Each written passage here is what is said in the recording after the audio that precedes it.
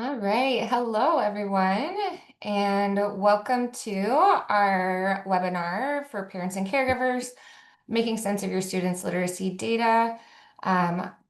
We are excited to have you here and get started.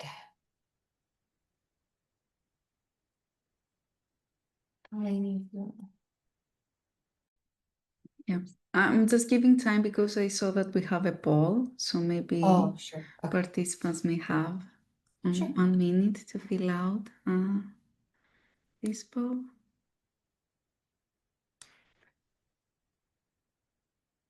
And yeah, we can get started. Okay. So do you want to do the introduction for us?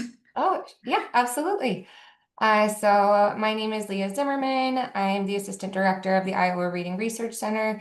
I'm also a Clinical Assistant Professor of Special Education here at the University of Iowa. Great. And I'm Eleni Chatzoglou. I'm a postdoctoral research scholar here at the Iowa Reading Research Center. I recently earned my PhD from the University of Texas at Austin, and I'm a former elementary school teacher and special educator. So this session is designed especially for parents and caregivers who want to better understand the reading assessment their children take at school. And we know that this assessment can sometimes feel confusing. There are many different types of assessments, scores, and reports. So our goal for today is to make this information clear and useful for you. Oh. I want to share a little bit about the Iowa Reading Research Center. The Iowa Reading Research Center is housed at the University of Iowa College of Education, and it's a non-profit organization. Our goal is to help improve literacy across the state throughout three main areas of work. First is research. We study how children learn to read and to write and what helps them their literacy development. Second, we have dissemination. That means that we take what we learn from research and turn into practical tools like guide, webinars, and family resources that schools and caregiver can use. And last, we have the technical assistant. We work directly with schools, districts, and communities to put evidence-based reading practices into action. And you can learn more about it in our website where we have free resources. This webinar is all about helping you feel more you look at your child's reading to understand what literacy assessments are and why schools use them, what teachers learn from them, and how these guide the teaching instruction. We're going to learn the main types of reading and writing assessment and what different scores and reports mean.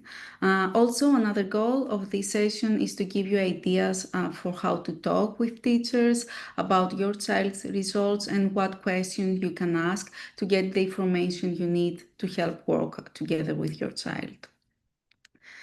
So we'll go over the different types and purposes of assessment together. This will give us a big picture overview of why schools use different tests.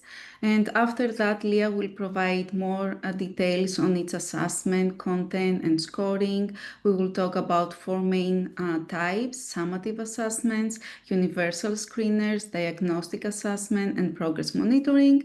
And finally, we'll spend some time exploring the caregiver data discussion tool, which can help you use your children's assessment data to have meaningful conversation with teachers. So let's get started.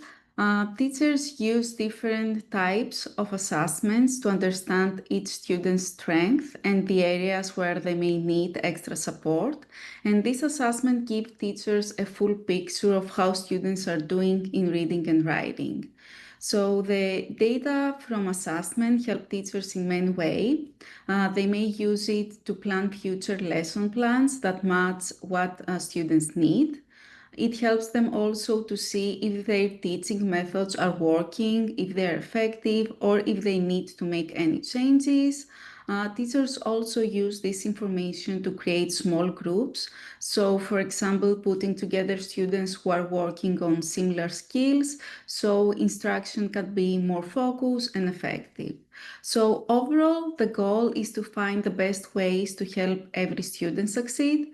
And when teachers use this information to guide their choices about lessons, materials, or grouping, we call this process data-based decision making. And it means that our decisions are guided by real data and not just by guesswork. So here are the main types of literacy assessment that schools usually use. Teachers don't rely only on just one test. They use different types of tests to understand how students are doing and what kind of support they may need. So summative assessments show how well students have learned a skill or met a goal. The universal screeners help teachers find students who may need extra support with reading and writing early on.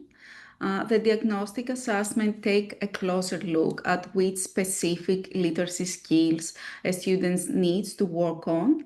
And the progress monitoring tracks how students are improving over time and if the instruction is helping and effective for students. And we will talk about each of them in more detail next. So the first time is the summative assessment.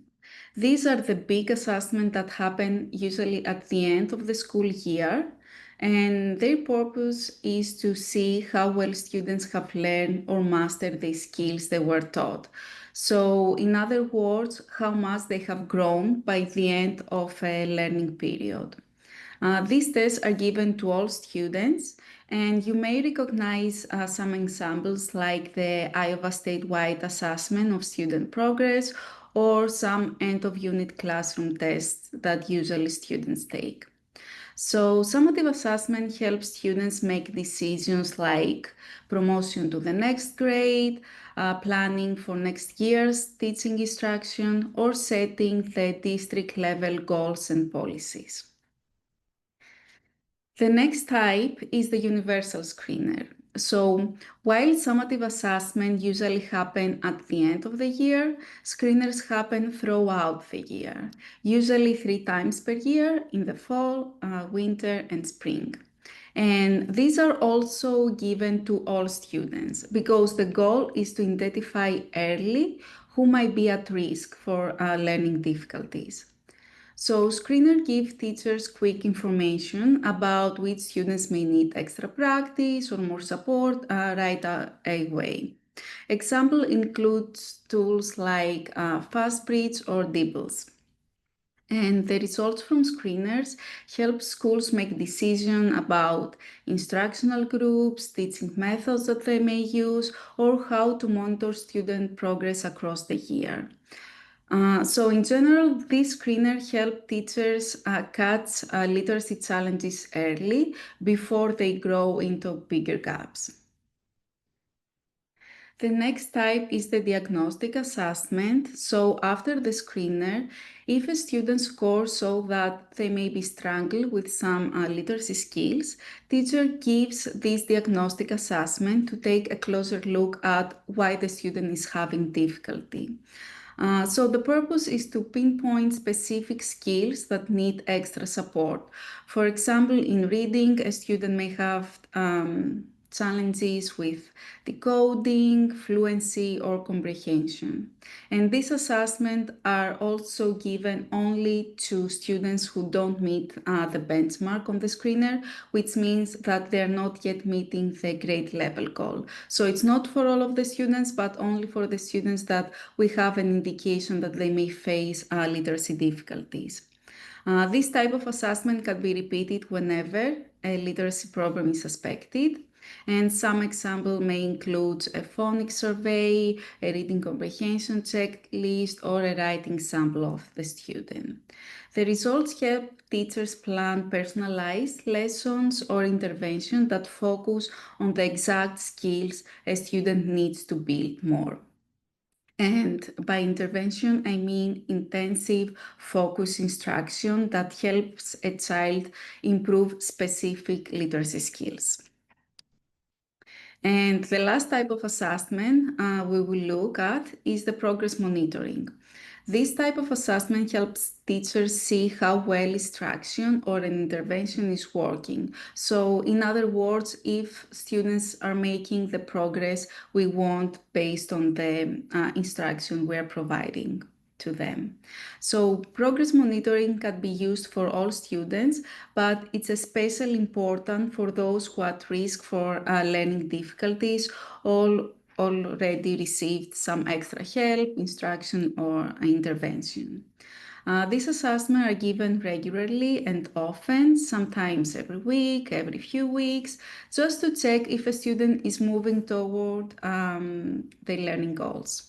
So, for example, teachers may track how quickly and accurately a student reads a short passage or how well they can identify letters or words over the time. And this depends on the specific learning goals that we have for each student. So the results help teachers to see if the students are improving and decide if we should continue using the same teaching instruction or if we should make changes and ensure that every child's instruction is working effectively. So that was all of the types of assessment that we're going to talk in more details today. And let's look at some questions that you can ask your child teacher to better understand how assessment are used at your school. So you may start by asking what types of assessment will be used throughout the years, and this is going to help you know what kind of tests or tools your child will take and how often. You can also ask how do these assessments connect to what students are learning in class. So the word curriculum here simply means that the schools plan for what students learn at each grade level. And asking this helps you see how testing fits into everyday instruction. And finally, another one helpful question is how and well you will be informed about upcoming assessment and child's performance. This will help you keep you in the loop and let you know when to expect updates, reports, or meeting about your child progress. These kinds of questions show teachers that you're active partner in your child's learning and they open the door for better communication between you and the school. So later today, we'll take a look at the tool we have designed to help you know what specific to ask for each type of assessment. But for now, I will hand it over to Leah to tell you more about the content and the scoring of each type of assessment. Thanks so much, Eleni. All right, we'll be starting off first, taking a bit of a deeper dive into summative assessments.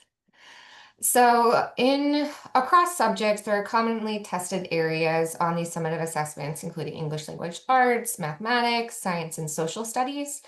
We'll be focusing on literacy-based assessments, so I'll talk more about ELA. So for example, summative ELA assessments can be broken down into these larger content areas and often include areas like reading comprehension, how well students understand text, writing skills, typically text generation, grammar, vocabulary, as well as speaking and listening skills. Those are less commonly tested by these high stakes standardized assessments, but they are tested in some states. Those content areas often are further broken down on the assessment as well as the score reports that are reported to you. So for example, reading comprehension might be broken down further into areas by standard, such as key ideas and details, author's use of craft and structure, as well as the integration of knowledge and ideas across multiple text or within one text. Writing might be broken down further by standard again into understanding different text types and purposes, conventions of standard English, as well as students' research skills. All right, let's take a look at some common scores that you might see on a score report that is sent home. And I know that oftentimes those can seem overwhelming. They have a lot of information. A lot of times the scores that are provided may differ across different assessments that your student may take. So let's take a look at some common ones that you might see. So a raw score is the number of points or items that your student answered correctly on the assessment. So for example, if an assessment had 14 items, they might receive a raw score of 4 out of 14, meaning that they answered 4 items correctly. A scale score is a raw score that is then converted to a standard scale. And the reason why test developers and score reports often report scale scores is it allows for comparison across different assessments that might have different numbers of items. So it makes them easier to understand. Percentile scores tell about your students' performance relative to their peers. So, for example, if a score report says that your student scored in the 75th percentile, that means that their score was higher than 75% of their peers, either locally or nationally, who took the same assessment. A common score that you will often see reported is a benchmark score. And a benchmark score is meant to describe your student's performance in relation to expectations for their grade level and time of year. So, for example, a benchmark for oral reading fluency, which is often measured in words read correctly per minute, might be 47. And then your student score might be reported numerically with some description of whether it's at, above, or below the benchmark. Finally, benchmark scores are then used to create cut scores, which assigns a range of scores in order for students to fall into certain performance levels. So, for example, on some assessments, you might see your student's performance level described as proficient or advanced or developing. And those qualitative descriptors have been developed through a range of numerical scores to determine who falls into what performance category. Some scores also may report the types that you see in the boxes on this slide. These, however, aren't as common.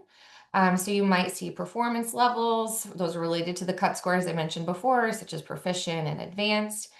You also might see a composite score. So, for example, on an assessment, you might have had reading, writing, and grammar, and those might be combined into a composite score or a total score to represent a student's literacy or English language arts ability. A growth score represents your students' growth over time. So, how does their current performance on one assessment compare to previous administrations of that assessment? And then finally, subscores provide a piece of a child's scale score. So, for example, students might get a subscore on key ideas and details for reading or understanding author's craft and structure. So you probably won't see all of these types of scores on a single summative assessment score report, but typically multiple types are provided to give you a clearer picture of how your student is progressing in literacy. So for summative assessments, we have some questions that you might ask your child's teacher before the test.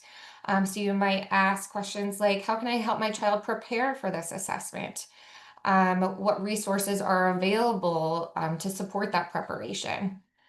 You might also ask whether there are any sample questions or practice tests that will help your student become familiar with the test format. And then another question might be how the school will support students who might have test-related anxiety. So all of these ideas about test preparation, things like that, aren't to prepare your student to do really well on the test. We aren't suggesting for students to engage in really heavy test prep, but more just to help them feel prepared and perhaps less anxious about a standardized summative assessment. After the test, when you get your child's summative score report back, you can ask questions such as, how do these assessment results fit into that broader picture of my child's academic progress? So, for example, are what we seeing in English language arts, are you seeing that pop up in science, for example? You might ask for any recommended resources or strategies to help improve in areas where your student might be struggling. So, for example, If a student was below benchmark on grammar, you might ask your teacher for some specific at-home activities or resources you could use to support your student in that area at home. Some other questions might be to ask about the use of these scores. So now that the school has collected that data, what are their next steps, especially if the student is below benchmark or not meeting grade level norms? And then finally, related to that, you might ask whether additional assessments, like, for example, diagnostic assessments that we'll talk about in a bit, um, ask whether those might be needed to pinpoint student strengths and areas in need of more support. All right, let's go ahead and move on then to talk about universal screeners. And universal screeners, as Eleni mentioned earlier, are supposed to be, we think of them kind of like a temperature check. So basically, a quick, brief assessment that we know are really highly related to important reading skills like comprehension. And it's supposed to be a temperature check to see if your student is at risk for developing future literacy difficulties. Universal screeners most often will assess reading and math skills, and they're typically administered 3 times a year in the fall, winter, and spring. So you might have gotten universal screener assessment reports. Even typically the first ones might have been administered by now, so you might have recently gotten one sent home.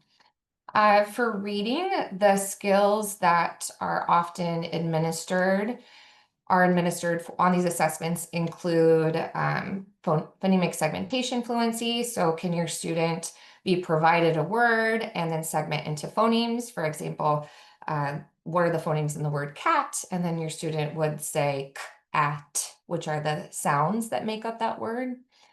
The second, maybe letter name or sound identification fluency, which tests how efficiently your student can identify the names of letters or the most common sound that they make. They might also be assessed on word or nonsense word reading fluency. So this is seeing how many real or nonsense words they can read in a certain period of time. Probably the most common universal screener that you'll see used is an oral reading fluency assessment, where your student has read a passage out loud, and their teacher will listen to them read, mark down any errors that they make, and determine the number of words they read correctly per minute. The final commonly assessed reading skill for universal screeners are reading comprehension assessments, and these, of course, assess your student's ability to understand or make meaning from different types of texts, including literary and informational texts. All right, so universal screeners, as I mentioned before, are kind of this initial step in understanding whether your child is likely to achieve grade level goals in reading by the end of the year. So it's really asking this question, is their performance where they're supposed to be for their grade level and time of year, fall, winter, or spring? So if your child's score report says that they are at or above the benchmark, that means that your child has either acquired or they are on their way to acquiring their skills expected for their grade level and time of year. If their score report says that they are below benchmark, this suggests that your child might not achieve those grade level goals by the end of the year. This also suggests a potential risk for developing reading difficulties in the future. And so I just want to note here, if you receive a score report, it is just suggesting that there is a higher likelihood that they might develop reading difficulties. It doesn't mean that your child has a reading disability like dyslexia, for example. This is really just a quick temperature check. Do we think that they are on track? Is there a chance they might develop literacy difficulties later? Um, so let's go ahead and talk about if you receive a score report that says your student is not meeting the benchmark currently. Your child's teacher will consider a couple of different things. The first is the level of risk. So this is the likelihood that the student will not achieve end of year grade level goals. So higher level of risk means that they're less likely to achieve those grade level goals by the end of the year. And levels of support means the intensity of the support that the student needs to receive in literacy from their teachers in order to improve their progress. So in the table on the right here, you can see some examples of language that you might see on a score report. In the first column, we have benchmark status, so the above meets and does not meet benchmark. And these are some examples of language that are used on commonly administered universal screeners, describing the levels of risk and support that a student may need. So you might see if a student doesn't meet the benchmark, there might be some risk, high risk, or at risk. They might require different levels of support, such as strategic support or intensive support, which would be the highest level of support needed. So I'm going to go ahead and talk about some examples of two language that are used on two commonly used universal screeners. The first is FastBridge curriculum-based measure of oral reading fluency. Again, that's where your student is tested on the number of words read correctly per minute when reading a grade level passage aloud. And so FastBridge TBM organizes student performance into three levels of risk: on track, some risk, or high risk. So if your student is on track on FastBridge CBM, this means that they're likely to meet their grade level goals. They don't require additional support through intervention. If a student on FastBridge is labeled as some risk, that's just what it suggests. They're at some risk of falling behind. They might need some additional small group support. Often this would be what we would call tier 2 intervention support. So small group, typically aligned to their core instruction curriculum. And then if a student on FastBridge is marked as high risk, this is a higher likelihood that they may fall behind their grade level peers by the end of the year. And this suggests that a student needs more intensive support in small groups or even one-on-one individualized reading interventions that require specialized curricula or materials. All right, let's go ahead and take a look at DIBELS then. DIBELS stands for Dynamic Indicators of Basic Early Literacy Skills. And they have 4 levels of risk or support. A negligible risk or core support means that they are very likely to meet or exceed grade level goals by the end of the year. This suggests that they do not require additional support via intervention. If a student on DIBELS, their score report says minimal risk or core support, this means that they are likely to meet or exceed those goals by the end of the year. Again, no additional support via intervention is needed. If a student is labeled as having some risk or requiring strategic support, there is some risk that they might fall behind their peers. And again, like FastBridge, they might need some small group, more tier 2 type intervention support. And then finally, if a student is labeled at risk or requiring intensive support, they have a high risk of falling behind their peers in reading. And again, they might need that very individualized tier 3 intervention support in order to ensure that they catch up to their peers and don't develop literacy difficulties in the future. All right, so I'm going to go ahead and talk a little bit more about those tiers that I just mentioned. So those, that intervention support is delivered in a system of what we call multi-tiered systems of support. This is a framework that's used widely in schools that helps your child's school and teachers provide the right level of support for each student. So tier 1 is core literacy instruction. This is the literacy instruction that's provided to every single student in your child's class. Everyone receives it. Tier 2 interventions is where that targeted intervention or small group support may come in. So if a student on a universal screener is indicated to need some of that small group support, it's really important to note that they would continue receiving that tier one core literacy instruction with their whole class.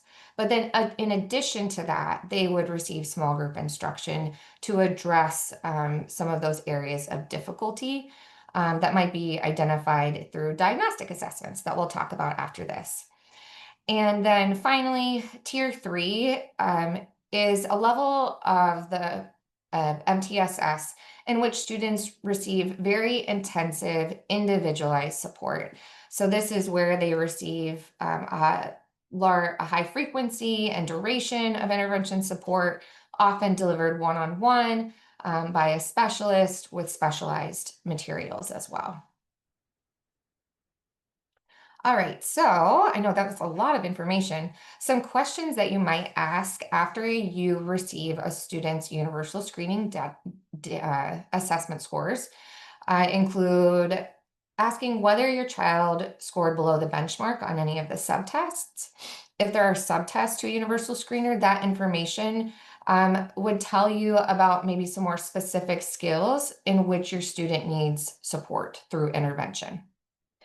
Another question you might ask specifically related to an oral reading fluency assessment is whether your student is reading at the expected percentage of accuracy. So sometimes students may not be reading as efficiently as required to meet the benchmark in oral reading fluency, but they actually might be very accurate readers that just need more support in processing those words more efficiently to boost oral reading fluency. Other questions that you might ask are things like, how have my child's scores changed over time? So is there a pattern? What's the trend in their data?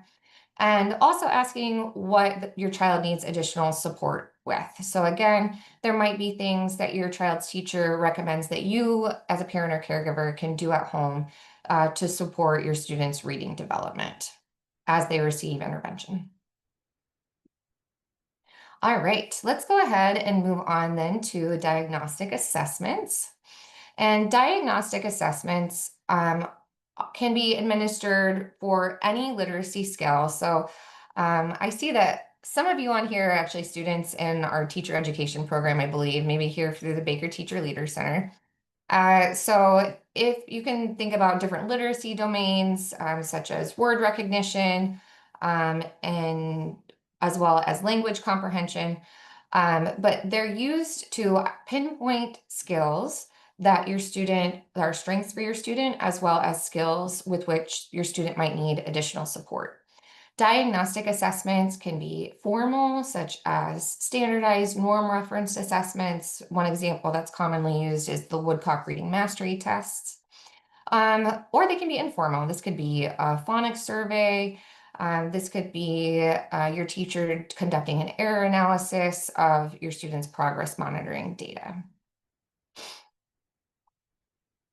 And so, as I mentioned before, these can be administered for really any literacy domain, but what you see here on the screen are some common literacy skills that are assessed through diagnostic assessment.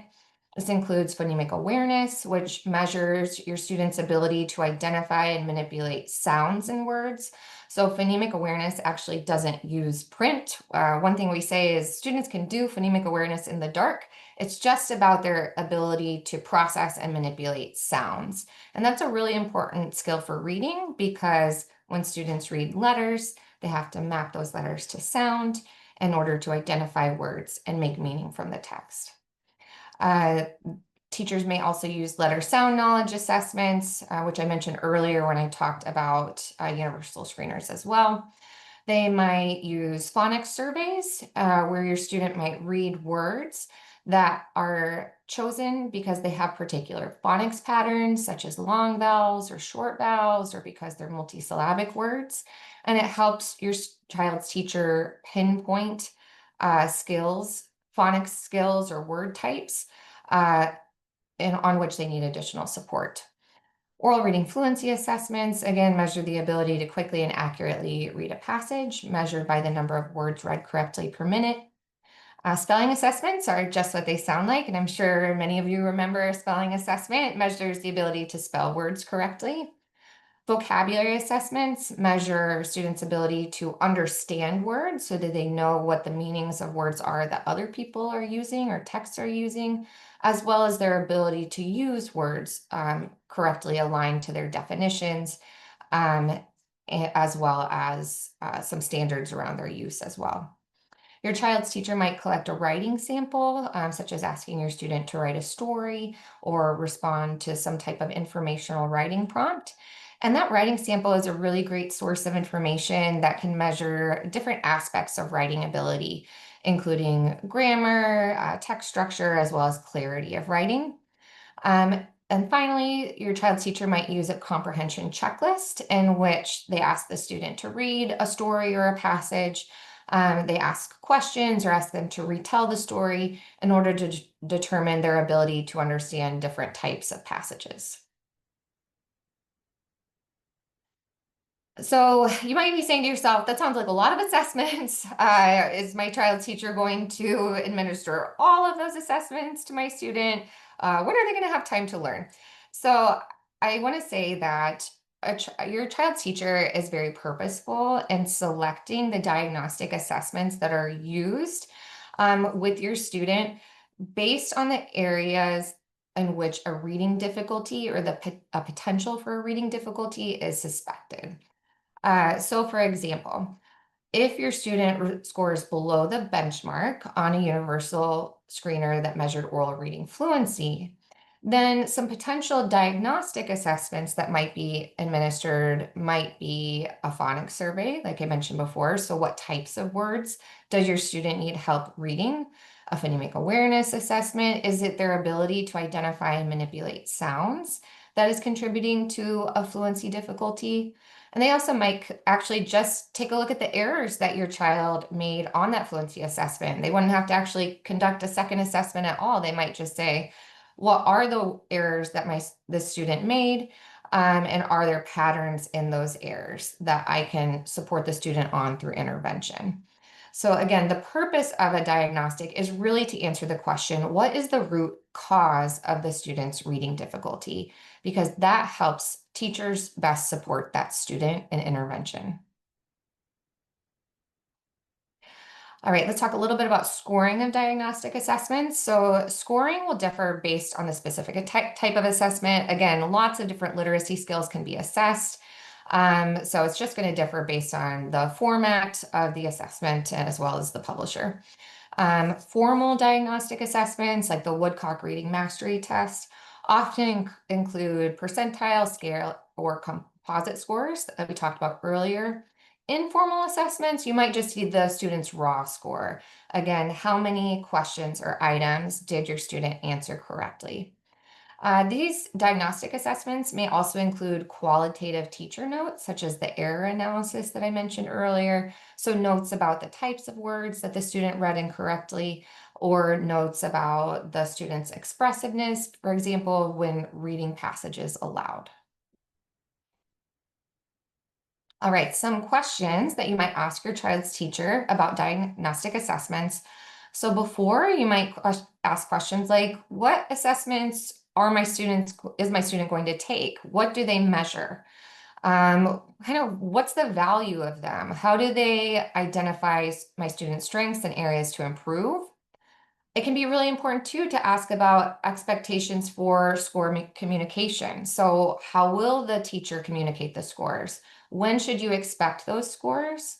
And then what is the teacher going to do? What types of instructional decisions will be made based on that assessment data? After the diagnostic assessment, you can ask questions again about what support is available for my student based on this information about their areas of need. And if your child's teacher determines that, for example, a certain type of intervention is needed, um, you could ask a question like, how you do determine whether that support is making a difference? How will we determine if appropriate progress is being made? And we're going to talk about that in a second when we turn to progress monitoring assessments. And then again, you can ask, what can I do at home in partnership with you, the teacher, based on this information collected in the diagnostic assessments? Alrighty, let's go ahead and move on then to our last assessment type, which is progress monitoring. All right, and progress monitoring assessments, as Eleni mentioned before, the purpose is exactly what it sounds like, right? It's to check up on the progress that a student is making as a result of intervention that was designed to target their specific areas of need identified on a diagnostic assessment. So there are two types of progress monitoring assessments: curriculum-based assessment, often called CBA, and curriculum-based measurement, often called CBM. So, curriculum-based assessments, or CBAs, measure specific skills that have been taught in alignment with the curriculum. So, they're going to measure things that your student has learned through instruction. So, for example, a student might be assessed on a list of irregular or sight words that they have learned through instruction. They might complete a comprehension assessment focused on taught literacy standards. So, for example, if your student just completed a unit on poetry, they might be administered an assessment in which they're asked to apply the skills that they learned to analyze poems. Curriculum-based measurement, or CBM, is different because it measures broad reading ability rather than specific skills. So rather than assessing things that your student has been taught, CBM will actually measure skills or content that will be taught over the course of a year. And then they serve as a check to see if your student is progressing to mastering that grade level content. So some of those examples include FastBridge, CBM fluency, which we talked about earlier in the context of universal screening, could be DIBELS, like we also talked about earlier. You might also see names of assessments like CBM reading and Ames Web as well. Students who have reading difficulty are going to be monitored more frequently than students who have been identified as meeting or exceeding the benchmark on a universal screener. So oftentimes, students who have reading difficulties or who are at risk for reading difficulties will actually be progress monitored weekly or biweekly by whoever is implementing their reading intervention for them. All right, so let's talk about scoring of progress monitoring. And this is sort of a 5-step process. You can see the overview of it here. So the first step that your child's teacher will do is to collect baseline data. Then they'll set a reasonable goal for your student's progress based on that data, as well as grade level benchmarks. They will graph that data, which includes an aim line that illustrates the progress they're expected to make. They administer progress monitoring assessments, plot the students' results, and then analyze the progress monitoring data to determine any instructional decisions they need to make. So let's go ahead and dive into those a bit more. So if your student, so here you can see an example of a progress monitoring graph. In red is your student's aim line. And so the first point on that aim line represents your student's baseline score. So their performance before an intervention was started. And the endpoint on the red line, or the aim line, is your student's goal. So where we're hoping that they end up within a specific period of time based on the intervention that is provided to them. You can see in blue and with the dotted line, those would be data points taken from progress monitoring assessments that your student's teacher would graph based on each progress monitoring assessment that was administered. And then the final line that you see on this graph in black is called a trend line. And the trend line shows just kind of what it sounds, the overall pattern in your child's data over the course of the intervention and over the course of the progress monitoring assessments that were administered. So if your child teacher shows you a progress monitoring graph, and the trend line looks like that, like it looks pretty low compared to the aim line or the goal line, looks pretty flat, so just kind of straight across the graph. That would suggest that your student isn't responding to the intervention like we would hope they would be. It doesn't mean that anything is wrong with your student or they're not trying hard enough, and nothing like that. Instead, it tells the child's teacher that might need to change the components of the intervention. Maybe they need different materials, like a different curriculum. Maybe they need manipulatives to make concepts more concrete to your student. Maybe they need to work on different intervention skills. Maybe it's an oral reading fluency intervention, but they really need some support with phonemic awareness. It may be that your student needs to meet with the interventionist more frequently or have instruction in a smaller group. Maybe it needs to be one-on-one. And sometimes we also see that students might need behavior support. Oftentimes, literacy difficulties and behavior difficulties go hand in hand. So a student also might need some behavior support in order to really benefit from the intervention that your child's teacher is implementing. All right, so let's take a look at a different type of graph then. So again, we have the aim line or the goal line in red, student data points in blue on a dotted line, and then black in the trend line. And what we see here, right, is what we want to see. It's from the left of the side of the graph to the right, that trend line is going up. So we would call that an increasing trend.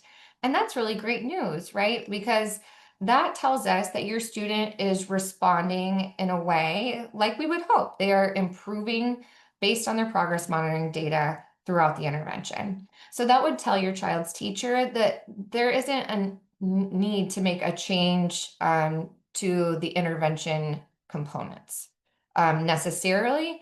However, when we look at this, when we do look at this trend line, we see it's not quite at the same level as the goal line. So it might be that some small tweaks need to be made, excuse me, in order to boost that student's performance a little bit. So that might include making some of those changes I mentioned earlier. All right, and then for this one, we see that same thing, right? In terms of the trend, the black trend line, the student's performance is increasing, but here it's actually right near that aim or goal line that was set for your student.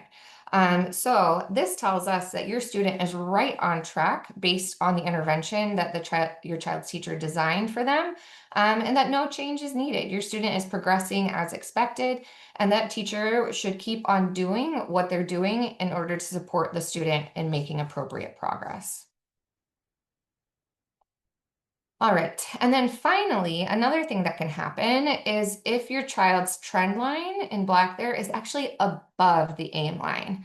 And this tells us that, and if we look at the graph here, it's about halfway through that intervention that your child's performance actually started getting right onto that aim line, and then it actually goes above it. So that tells us that your student is actually doing so well and making such great progress through the intervention that the child's teacher might need to increase the goal. So even set a higher standard or expectation of what they think your child can achieve through this intervention. All right, so some questions that you might ask about progress monitoring assessments are things like, is my student making adequate progress in core instruction? So that's for students who aren't receiving intervention, but who are just receiving that tier 1. Another question might be, what proportion of the class is not making adequate progress in core instruction? Because if your student's class in tier 1 or core instruction, if a large proportion of them aren't making appropriate progress, that can potentially suggest that a change needs to be made to that core curriculum that all students in the class receive. Related to that, you might ask, what types of instruction are you implementing in core? What is the evidence base for these approaches? Because if a lot of students in the class aren't making appropriate progress, it can suggest that the curriculum or instructional materials and approaches need to change. They might not be based and supported by really strong research evidence that shows they're effective for students. For a student who is being progress monitored because they're receiving intervention, we might ask, is the intervention effective for my student? What is their progress monitoring data telling you? if a student's trend line is below the aim line, like we talked about earlier, you might be ask your child's teacher, what changes are you planning to improve the effectiveness of that intervention? Are you going to change the materials, the group size, the frequency? And then last but not least, does my student's goal need to be changed? And again, that would be in the case if your student's trend line is above that aim line, like we talked about in the last example. All right, I'm going to go ahead and turn it back over to Eleni to talk about a tool we've developed related to these assessment types.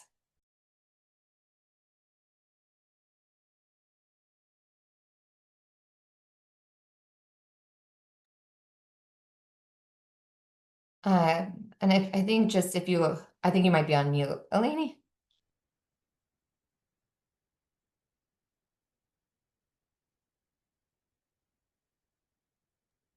Yeah, thank you, Leah. So we'll take a look at the caregiver data discussion tool. So this tool was designed to support parents, caregivers, and also teachers by giving specific key questions that caregivers can ask in meeting with teachers about their child's reading progress. And Leah has mentioned all of the questions that parents can ask before and after diagnostic assessment and for each type of the assessment. So this tool has the questions organized by assessment type, screening, diagnostic, progress monitoring, and summative. And this helps you know what exact to ask and how to have meaningful conversation with teachers. The tool is available on our website and you can take a look at it if you scan the QR code.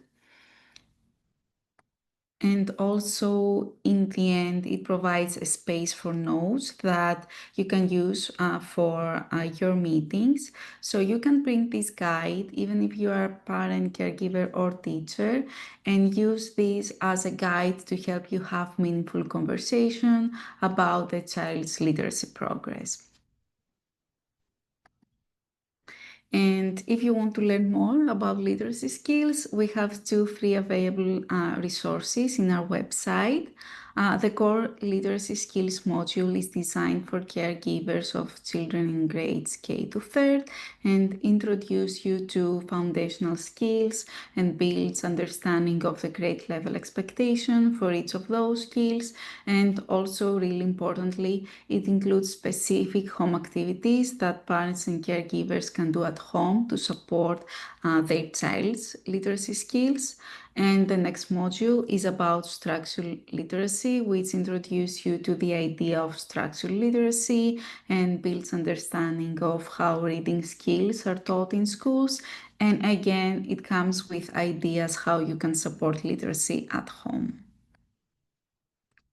If you have any questions about caregiver data literacy, you can contact us using this QR code on the screen. It will take you straight to our website. We offer email and live support, and both are completely free for Iovans. So before we finish, I also want to share some other upcoming webinars from the Iowa Reading Research Center.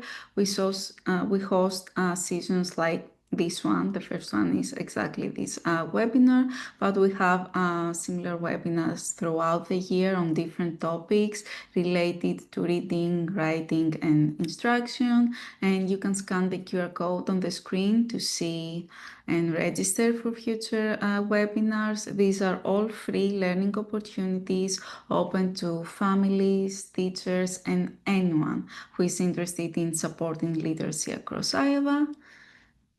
I think we also have a link for the students from the College of Ed that we'll put on the chat. And thank you all for joining us today. And let's see, I think we had just a couple questions that came in from the chat. So the first was someone asked, like, I'm a student in College of Ed. Do any of the resources on the Caregiver Hub that Eleni mentioned, would those be can I use those? And the answer is yes. I would highly recommend that you take a look, especially if some of the topics that we mentioned are relatively new or unfamiliar to you. Our Caregiver Hub explains pretty complex literacy skills and concepts in very user-friendly terms for someone who is new to them. So for example, if you didn't know much about these assessment types and you are a pre-service teacher, for example, or you want to know more about structured literacy but haven't really learned about it, I would highly suggest that you do take a look at our other teacher-directed resources on our website, but also those on our Caregiver Hub, because those can be a really great like step into the door of some of those topics. And a second question that we got was whether that caregiver data discussion tool could be used by teachers, or if teachers could share any of this information with parents and caregivers. And I love that question, and we highly recommend that. So if you are a teacher or you're going to be a teacher and you have conferences coming up, it would be a great idea to share some of those resources. So, we are going to be administering a universal screener. I'm going to send out a link to a short e-learning module that can give you more information so you're prepared to understand the information I put out about those assessments, and will support really meaningful conversations between parents and caregivers and teachers. So absolutely, if you are a teacher or going to be a teacher, please check out the Caregiver Resources Hub, share it with parents and caregivers of your students, because it'll just make those collaborations around literacy data even better. If we don't have any more questions, I think that is all we have for today. So thank you so much for joining us. If you have any questions that come up later, please reach out. We'd love to talk to you. Otherwise, enjoy the rest of your week and the beautiful weather if you're in Iowa.